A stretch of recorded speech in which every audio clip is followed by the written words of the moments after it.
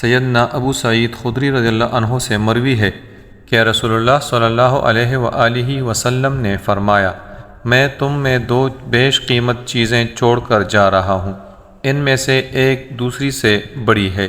اللہ تعالیٰ کی کتاب ایک رسی ہے جس کو آسمان سے زمین کی طرف لٹکایا گیا ہے، اور میری نسل میرے اہل بیت ہیں، اور یہ دونوں چیزیں جدا نہیں ہوں گی یہاں تک کہ دونوں میرے حوض پر آ جائیں گی۔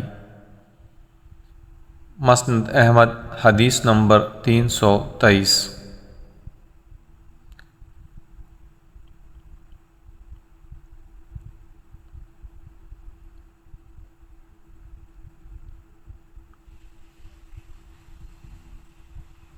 سیدنا جابر بن عبداللہ رضی اللہ عنہ کہتے ہیں، ہم نبی کریم صلی اللہ علیہ وآلہ وسلم کے پاس بیٹھے ہوئے تھے، پس آپ صلی اللہ علیہ وآلہ وسلم نے اپنے سامنے والی سمت میں ایک سیدھا خط لگایا اور فرمایا، یہ اللہ تعالیٰ کا راستہ ہے۔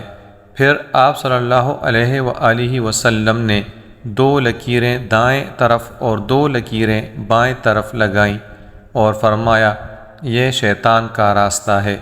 پھر آپ صلی اللہ علیہ وآلہ وسلم نے درمیان والے سیدھے خط پر ہاتھ رکھا اور یہ آیت تلاوت کی، اور یہ کہ یہ دین میرا راستہ ہے جو مستقیم ہے، سو اس راہ پر چلو اور دوسری راہوں پر مت چلو کہ وہ راہیں تم کو اللہ کی راہ سے جدا کر دیں گی۔ اس کا تم کو اللہ تعالیٰ نے تاکیدی حکم دیا ہے تاکہ تم پرہیزگاری اختیار کرو۔ سورہ انعام آیت نمبر 153۔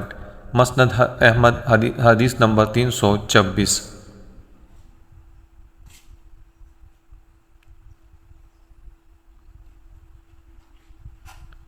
سیدنا ابو ہریرہ رضی اللہ عنہ سے مروی ہے کہ رسول اللہ صلی اللہ علیہ وآلہ وسلم نے فرمایا، ہمیشہ ایک جماعت اس دین پر حق کے ساتھ قائم رہے گی، ان کی مخالفت کرنے والا ان کو کوئی نقصان نہ پہنچا سکے گا یہاں تک کہ اللہ تعالیٰ کا حکم آ جائے گا اور وہ اسی حق پر برقرار ہوں گے۔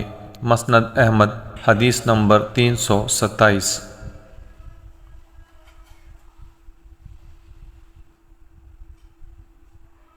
اللہ ہمیں دین پر ثابت قدم رکھے اور قرآن و حدیث پر عمل کرنے کی توفیق عطا فرمائے، آمین یا رب العالمین۔